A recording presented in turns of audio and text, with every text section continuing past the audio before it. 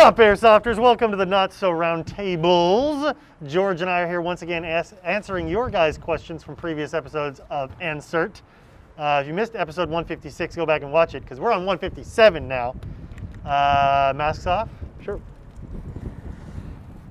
Oh, I'm almost losing questions. Yeah, it's a little windy here today, so whatever questions get blown away aren't getting answered. Sorry. Well, we'll be back to we'll be back to studio soon. We'll see. If you guys are unfamiliar with how the Not So Roundtable works, we take your questions and comments from the previous episode of the Not So Roundtable. Those go into our helms of reasoning, and then we do our best to answer them. But before we get to this week's questions, I've got a couple of honorable mentions that we didn't get to last week. And if you hear your name and we didn't get to your question, put it in the comment section of this video. Maybe we'll get to it next month. I keep saying week, it's next month. Sorry, we do these monthly. Sorry, guys, sorry. All right, so honorable mentions before they get blown away. This is not going well. No. All right. Napada T or Napadat, Napadat, Napadat. 4567. Sorry, we didn't get to your question. People will just have to wait to find out what that question was. If you remember it, ask it again. All right. Next up from last episode, the question we didn't get to was from Marksman Miles 13. It's a great question. Make sure you repeat it in this video so we can get to it next time. Two more that we didn't get to last month. Andrew Senabutar, question. Oh, that's right, I'm not reading them. You'll have to wait to find out for that one as well. And then last but not least, we did not get to NEPA Airsoft's question. Sorry we didn't get to it. It was a good question. It was nice and lengthy as well. But you'll have to ask it again so we can get to it next month. All right, now that we're through that little bit of housekeeping, do we have any announcements to make or anything? Whoa, announcements. What month is it? It's we're almost to May. Yeah, almost to May. Almost to May. Yep. Things are picking back up. A lot of events are starting back up. Yep. We're looking forward to having some things going on at the stores and our outposts later in the year. Stay tuned for that. It's looking like it's going to be a pretty exciting year. Yeah. I'm not going to give anything away, but stay tuned, Airsofters. Oh no, I've dropped something. Yeah, we'll just we'll give you a little hint. There's a special anniversary type of thing coming. Well, that's true. That's true. That's a good hint. That's a good hint. Because if you know, you know. If you know, then you know. But if you don't know, you're just to guess. Yeah, then you don't know. All right, George, you want to start us off with our first question? Sure. All right. I'm going to try not to lose this question. Yeah, I'm just going to... This is from Brad Beard Airsoft. What's up, guys? I'm back with the same question. Good. A repeat. Great. What is your opinion on Airsoft gameplay videos? What makes gameplay videos either good or bad? And what do you think the future of Airsoft gameplay videos might be? This is a great question. Really good question. Lots of controversy, I'd say. Yeah. There's positives and there's definitely negatives. Yeah. GoPros, when they first came out, I thought was one of the best things for Airsoft and also one of the worst things for Airsoft. That's true. So, yeah. What do you think? Well, I think in many ways, kind of video content in general has the potential to inspire people to become fans of or to participate in any sort of subject, right? That's why we all watch people play video games, because it's inspiring to watch somebody else do it and then do it ourselves. And Airsoft in many ways has the potential to do that as well. And there's a lot of really great gameplay footage and Airsoft content that I've seen on YouTube and other video hosting services that are both entertaining or exciting or full of action, and I really enjoy that. At the same time though, you have the risk of two things. One, you have the risk of producing a negative video or a video that might turn off a player from wanting to get into the hobby, right? So that's a risk, although it may be entertaining, but the risk is that you could turn away somebody who could have potentially been an additional player. And two, you run the risk of kind of forgetting, as the videographer or the person producing the video in the moment, you run the risk of kind of forgetting why you're there in the first place. I've seen, tons of exciting videos come out from some of my favorite people in the hobby, but if the focus becomes more about producing a video than enjoying the game, then I wonder if you've kind of like missed out on why you started playing Airsoft a little bit. And that's not to knock, making the videos and having a channel. I just wonder if sometimes it's worth taking a break and turning the camera off and just enjoying the game for itself. I think sometimes that is a very good message, especially if you are, if you're trying to do your own production of stuff. Sometimes playing without the camera is kind of nice. Yeah. You can kind of get back to some more things versus always thinking about, oh, I got to get this clip or that this clip. shot or this angle. And yeah. I mean, with social media and with so many people who want to try to either aspire to do this kind of work or, or even, either start a channel or continue a channel or even continue make a team, what have you, try to get some either some sponsorships or something. Yeah. There's always that requirement of like, you got to be on social media, you got to be blasting everywhere. Yeah. It's a lot of work. One thing that I've actually personally tried, which is I've tried to, like, if I go to an event and I want to film at an event, I'll film only one day, and then the other day I'll purposely not film. Oh, sure. Yeah. I just kind of see that, it stinks though if you have a really good experience, you don't get that on film. Right. Yeah, I mean, that is disappointing. I mean, that's the whole thing about. I think that's actually the key thing is if people just ran around with cameras on their head and waited for something to happen versus trying to make something happen because they're filming might be better. I mean, it would give you a lot to edit out after the fact, but it would make for better gameplay, I think, in the moment. You're right. Yeah. Either better gameplay or maybe a better narrative, or trying to think what else would, I mean, I don't know. I like, and I'm biased here, okay? I loved Node's Airsoft videos supremely because it was about more than just getting kills. Oh, but those games were so much fun to play. A game and like playing murder and playing that stuff was so much fun. And I'm biased because we were in them, but also it was fun to watch as an observer because even though we were in it, I liked watching them because I wanted to go back and see what Dee or Nico or Sam were seeing in their cameras when something happened that I remember a certain way, only to remember that, wow, I really was sticking way out of that wall, or wow, I really had no idea that Jet was behind me for half the game, Yeah. So I mean, I mean, without going into too much, more, I know that there's some people who do it for a living. There's some people who do it for their hobby or what have you. That's great. And you can make a living doing it. And you can. We sponsor a few. And there's definitely some great things that can come from it, and it can boost Airsoft in a very positive way too. You just got to sadly be careful for the stuff that puts Airsoft in a negative way. Right. I'm really sick of seeing fight videos. Airsoft fights. Yeah. But those are viral to people who don't play Airsoft, right? Those are the ones that pull in people. They're like, what fight? What is Airsoft? And if that's their first impression, they're like, no, I'm not doing that. Yeah. No, I really wish there was more of an emphasis on just on the positivity of Airsoft on that versus the negativity. Yeah. But sadly, the negative videos are the ones that get all blown up, like cheater videos. Yeah, but I also don't want. I also don't know if I'd watch a video of just a bunch of Airsofters walking around patting each other on the back. And saying, that'd be super lame. Good hit. That'd be super lame. Yeah. There is some aggression to it. Yeah. Anyway, Brad, excellent question. I've got a question for you. Is it Brad Beard because your last name is Beard, or because you have a beard? There you go.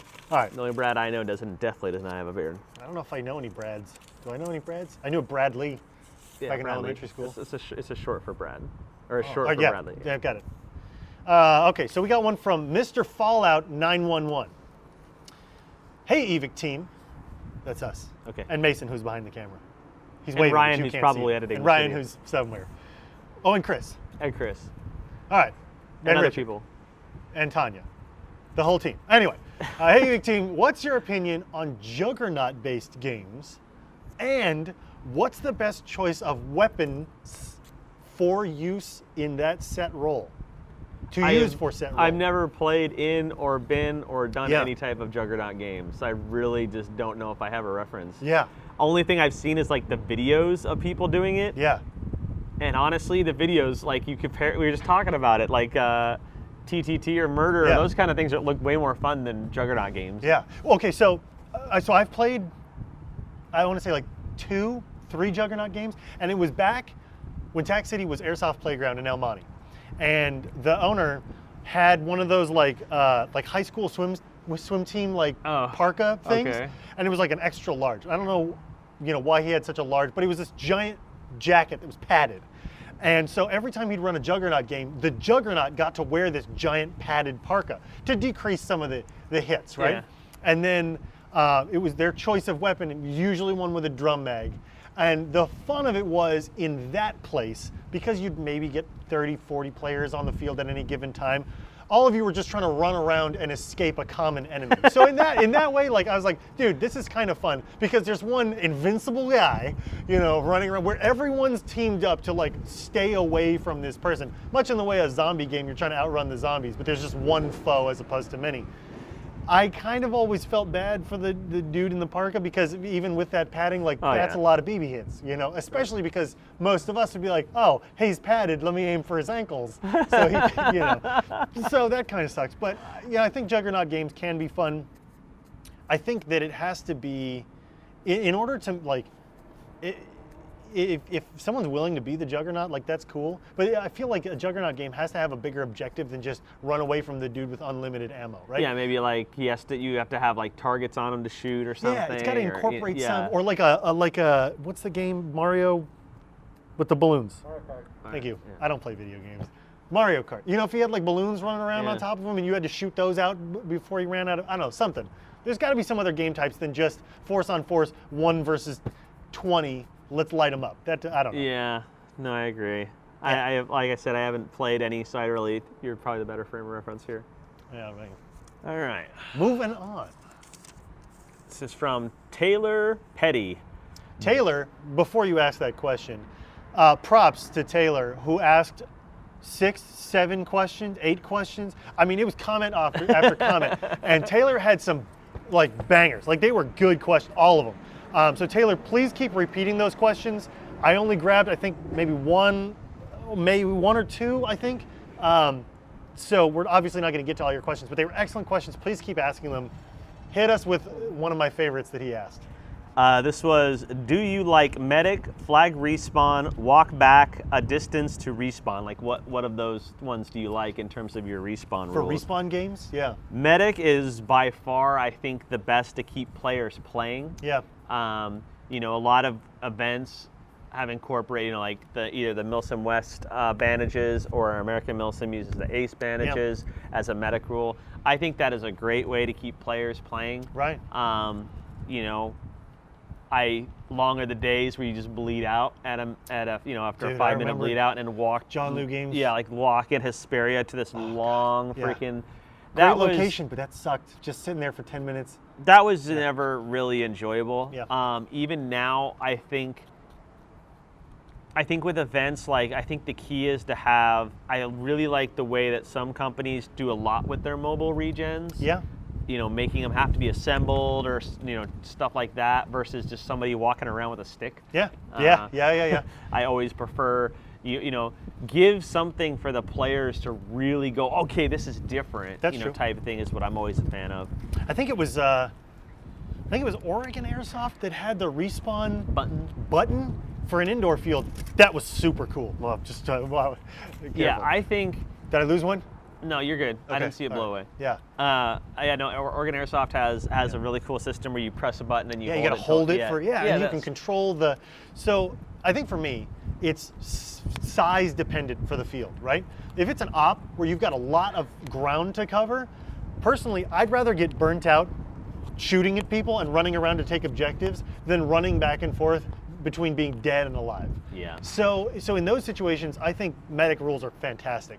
But for smaller locations, indoor fields, you know, or even like smaller outdoor fields where you do have a little bit more time to run, I think like a walk back respawn is probably fine. And ultimately, that gives people a chance to take a break from the game if they want. Because the one drawback to medic rule is if you keep getting medicked, and that's why I like medic rules with a maximum, right? You can get medic twice and that's it. Because it gives players a chance to get some water. Yeah. Because when you're in it, you know how we forget to drink water, we forget to take a break, and then we're 3.5, 4 hours in, and we're like, man, I'm exhausted and hungry. Why am I, losing energy? It's because we haven't taken a break. So. Well, that's one of the things I really like about Milsim West is with their medic rule being involved with water. Yeah. Meaning a bottle of water is when you're dead, when you're out of tourniquets. You will have to go back and chug a thing of water. that's that's a really cool way you can manage your respawns, because you could just not have enough water for unlimited respawns. Oh, true. But you also, it encourages people to drink water. you force people to drink water because they're not responsible enough to do it themselves. And then another one that I really like is actually one that's more of a squad-based system, where if your squad takes like let's say you have 10 guys and 7 of your guys are hit, your whole squad is dead. Oh, interesting. So full squad wipe if you lose more than half? Full squad wipe. That's it's honestly, my group that I play with usually plays with those rules anyway. Because no one wants to be, if all 7 of your friends are gone, it's like, well, am I supposed to sit here for 10 minutes? Yeah, exactly. Yeah. So it's usually kind of like when it gets down to like if 7 are wiped, it's just like you look at the 3 other ones and go, hey, go do something stupid, so go die, please. Yeah, unless we're squatted up with like or unless our other medic, friends that actually do well, and they're like, okay, see you guys later. Or unless you can medic everybody who is down or something like that. But I definitely prefer squad-based regen rules. Like, I love playing with Robo, but every time we go to Milsim events with Robo and then we die, he doesn't wait around. He's like, look, I gotta go do work. I'll see you later. You radio me when you're back in the game. And he just takes off. There's not a knock on him. It's just, sometimes I wish he'd die with me. All right, next question. Moving right along. This one's from Luca Mazzoni. Should I get an M-LOK or Picatinny, in parentheses, probably spelled that wrong. So should I get an M-LOK or Picatinny, and what are the pros and cons to both systems? Well, we can answer pros and cons, and then you can make your decision for yourself, right? Like, well, so I think it's worth noting that despite modern versions of handguards in both polymer and metal versions, Picatinny still exists. It's not like it's a system that has gone by the wayside and they have found a better system. So purely conjecture and opinion here from George and I on their advantages and disadvantages. I think it's worth noting, though, that system still exists for a good reason. No, Picatinny is a very solid system. The advantage would be that your accessories can usually just be attached right on without any adapters or anything like that. But you are going to add more metal to the rail interface system, so it's going to be heavier. Yep. That's usually it is a little bit more durable than some other systems out there. M-LOK is pretty durable, though. Yep. I'd say more durable than Keymod. We didn't mention Keymod, obviously. We didn't. That's okay. That clearly is not on the table for this question. Magpul got it right with M-LOK. It's a pretty good system. It's just, it's much lighter weight. Yeah. Well, it's also, like, just purely from like a manufacturing standpoint, the rectangular cutout from a machining point of view is so much simpler than not only just Keymod, which has a ton of different variations because, it's kind of a proprietary system, but even Picatinny takes a ton more machining than just a simple slot in a rail, or in a handguard, excuse me. They're about the same in terms of time, though, just because your extrusion will be made and then your cuts will be made. Right. So it's machine. It's probably doesn't save much time in the CNC machine or molding. Definitely not the molding process. Yeah. But, but yeah, no, that's a very good point, though. As much as I love the Mark 18, and as much as people love the Mark 18, I am not a huge fan of quad rails personally. Yeah. I just feel like they're unnecessarily bulky for what they accomplish. Yeah, I don't know. That's just my opinion. I'm sorry. Those old those old Daniel Defense rails. Yeah. They're heavy, but like the Riz 2 you can those Riz 2s, you can put anything anywhere. That's true. Yeah. So that is the advantage of like if you're let's say you're using your weapon and you're like, oh, I don't really like where my hand stop is. I'm going to move it forward. You can just literally take it off and move it forward. Yeah. Versus M-LOK, you're going to have to get your Allen. You're going to have to probably get Allen wrenches out anyway. Yeah. But the ability to finally adjust the position, right? Like one bay at a time, can't necessarily do that with M-LOK. No, you cannot. I will say, though, M-LOK gives you more mounting positions on the 45s, on some handguards. Yeah. Some. Yeah. All right, good question. Hopefully that, Oh, is it my turn now? One is not better than the other. They're just different ways of accomplishing it. M-LOK is better. M-LOK's cooler looking, I guess. I don't know. Opinion. If you disagree, put it in the comments section. If there's a better accessory mounting solution for rifles or anything that we haven't touched on If you like Keymod, put it in the comment section. If you'd rather have M-LOK, put it in the comment section. If you're all 45 God's caliber Picatinny, or if you just want polymer handguards with nothing on it. Oh yeah, if you just want what is the original Magpul MOE? Not even the original Magpul. Let's just go to the original Colt. What was the was it Centurion arms that had the just like the threaded holes on the? Yeah, Centurion arms is like that, and there was really another one. There was a Knights to... Armament one, I think, that was like that. And they were unique to themselves, right? They didn't really. Well, have it's M-LOK spacing. It's the same spacing as M-LOK. So actually, like, for example, if you buy a vertical grip from Magpul, you can just Dremel off the tabs, and then you can just bolt it right into the rail. Oh, interesting. Okay. Yeah. There you go. There was also a rail. I actually had it for a little while. It was from Troy. I think it was called the TRX rail. Okay. I want to say, and it had a bunch of different holes and slots, so you could basically they were like sizable holes. Yeah, and you'd mount these Picatinny sections to it. Yeah. It was okay. Yeah. Like, I mean, it's definitely for its time. That was before M-LOK or Keymod. Yeah. It was the right idea, and then Keymod and came around, and then everybody's like, nah. And it's more standardized, right? So. Yeah, and then everybody went to Magpul's M-LOK system. Yeah. Kid Blaze 210 asks, do stocks matter in airsoft? I run an AK DMR AEG with a levelier bevel mount on my scope to even my shot. Okay, I'm reading it as it is. Forgive me. No, it's okay. I didn't correct any grammar in comments. My scope to even my shots if I need to scope is a riser easily. Okay. You have a scope on your AK, side mounted. Okay. I prefer no stock because I believe the movability is much better with it. What are your thoughts? An AK with no stock? AK with no stock. You can do that with most AKs because they're wired to the top. Unless you have a CXP ARK. Well, you can do it because if you just the AK platform in general in real life as well, you could just have no stock on it because it doesn't have a buffer tube. There's no buffer. Yeah. Yeah. So there's the buffer system the system cycles in a different way than an AR. Yeah. Versus, you can in an AR, but then where are you going to put your battery? Yeah. Like you could do a PEC. You could do a PEC box if you want. Yeah. The ICS machine pistol. Stocks now are like, I understand, like back in the day, like you only had like fixed M16 style stocks. Those are pretty rough. They're pretty long, pretty big, pretty bulky, pretty heavy. Well, not really heavy, but nowadays though, you have so many stubby stocks and all these other little like PDW stocks and stuff. Yeah. I mean, I know some people who don't run stocks, but not very many. Yeah.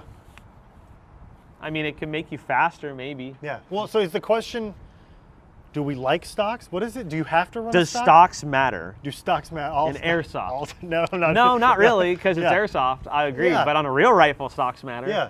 I think in airsoft, one of the coolest things about it is you've got a segment of airsofters that want to go for like true ultra realism, right? And those are the guys that deck out their kits exactly as they would run them with a real rifle, and their rifles decked out exactly like their real rifle would be decked out, and they're able to play in this simulated reality that's super cool. And then you have the complete opposite of that, where you've got bright neon colors and gas-powered magazines that are extending from a drum that's got a 3D printed adapter, so your pistol's now this laser gun from the future. And that's not to hate on like speedsofters or guys who like that style. I'm just saying, like, there's such a huge gamut of airsofters.